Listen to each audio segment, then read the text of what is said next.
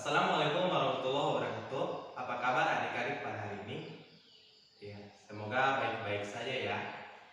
Yang saya lihat di sini adik-adik sudah hadir semua. Mungkin kita sudah bisa mempelajari materi pada hari ini. Nah, sebelum memulai pembelajaran pada hari ini, bayangkan ini sebuah batang besi. Nah, sebuah batang besi ini dipotong lagi menjadi dua. Kemudian potongan-potongan tadi yang dua dipotong lagi menjadi dua sampai potongan-potongan terkecil. Nah, apa yang kalian dapatkan? Ya, butiran-butiran kecil,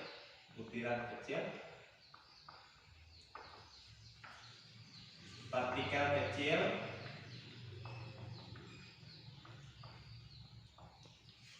butiran-butiran halus. Nah, ada lagi? Iya, apa yang Anda katakan itu sudah benar. Bahwa yang kalian dapatkan itu partikel-partikel kecil ataupun materi-materi kecil, butiran-butiran kecil yang dikenal oleh para ilmuwan itu dengan sebutan atom. Nah, hari ini kita akan mempelajari mengenai atom. Adapun tujuan dari pembelajaran kita itu bisa mengetahui apa itu atom berdasarkan penelitian ataupun menurut para ahli.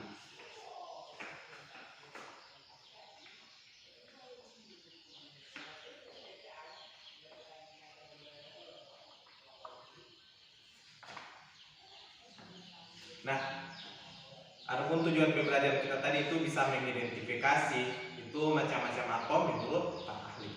Nah, dahulu itu para ahli berlomba-lomba untuk mencari mengetahui tentang atom ini. Yang pertama itu seorang ahli yang bernama Dalton, sehingganya disebut dengan model atom Dalton.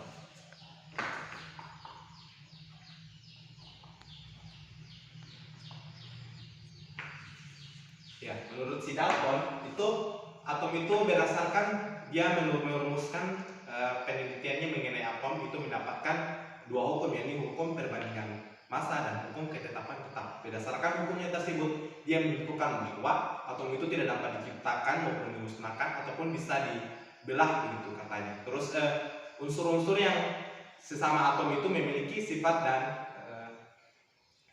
dan unsur yang sama gitu. Kemudian kalau unsur yang berbeda itu memiliki sifat dan massa atom yang berbeda.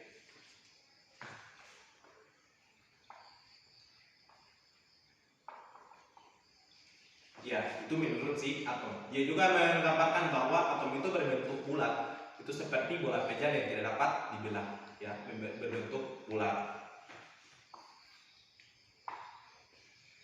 Selanjutnya, setelah si atom Dalton mengemukakan tentang penelitiannya mengenai atom, itu para ahli berlomba-lomba untuk mengetahui lebih jelas lagi tentang atom ini. Selanjutnya, penemuan kedua yang dilakukan oleh J. Thomson.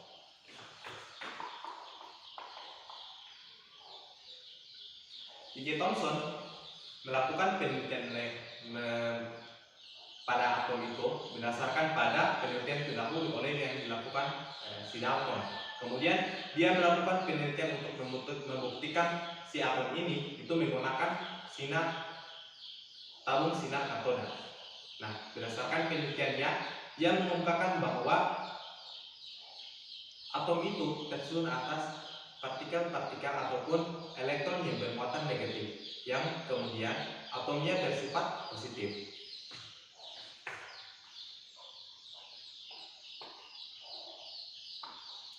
Ya, dia mengungkapkan bahwa atom itu tersusun atas elektron yang bermuatan negatif dan bolanya bersifat positif.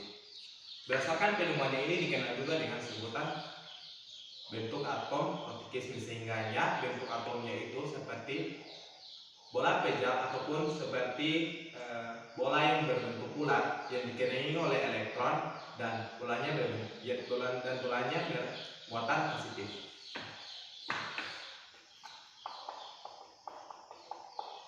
Gambarnya seperti ini. Iya, kemudian setelah berabad-abad perkembangan mengenai atom itu, kemudian setelah J. Thomson tadi itu timbullah seorang peneliti ataupun ilmuwan bernama Rutherford, sehingga ia dikenal dengan sebutan model atom Rutherford. Rutherford itu mengemukakan atomnya berdasarkan penelitian yang temannya bernama Anthony Henry. Itu dia menemukan bahwa unsur itu uranium memancarkan suatu energi. Nah, dari energi tersebut itu dijelaskan bahwa sinar alfa yang bermuatan positif, kemudian ada sinar beta yang bermuatan negatif, dan sinar gamma yang bersifat netral. Kemudian Rutherford melakukan penelitian mengenai sinar alfa. Dia menembakkan sinar alfa ke plat besi. Kemudian plat besi tersebut dapat ditembus dalam ruang hampa. Kemudian dia juga menembakkan sinar alfa tadi itu ke inti atom. Kemudian setelah ditembakkan melalui inti atom, ternyata sinar alfa tadi itu dibelokkan, sehingga dia menyimpulkan bahwa inti daripada atom itu bermuatan positif. Kemudian dikelilingi oleh elektron-elektron yang bermuatan negatif yang mengelilingi inti.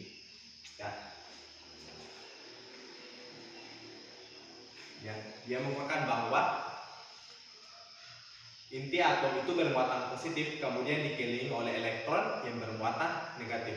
Sehingga dia menggambarkan, si Rutherford menggambarkan model atomnya seperti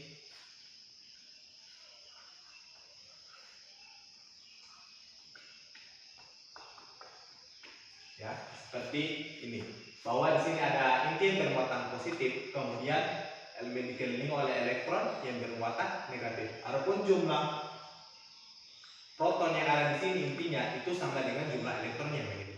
Kemudian setelah si Rutherford itu muncullah seorang peneliti dari Denmark bernama Niels Bohr, sehingga disebut dengan model atom Niels Bohr.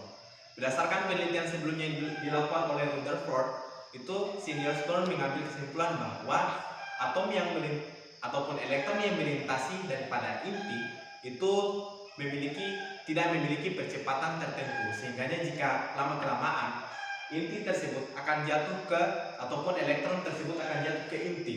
Nah, dia membantah, dia mengatakan bahwa sesungguhnya untuk setiap elektron itu berada pada kulit-kulit tertentu ataupun tingkat energinya masing-masing, ya. Tingkat energi masing-masing. Kemudian yang selanjutnya, si Niels Bohr juga mengatakan bahwa itu setiap lingkaran ataupun setiap lintasannya atau setiap kulitnya itu memiliki tingkatan energi yang berjumlah tertentu, sehingga dia mengatakan bahwa atom itu memiliki kulit-kulit tertentu.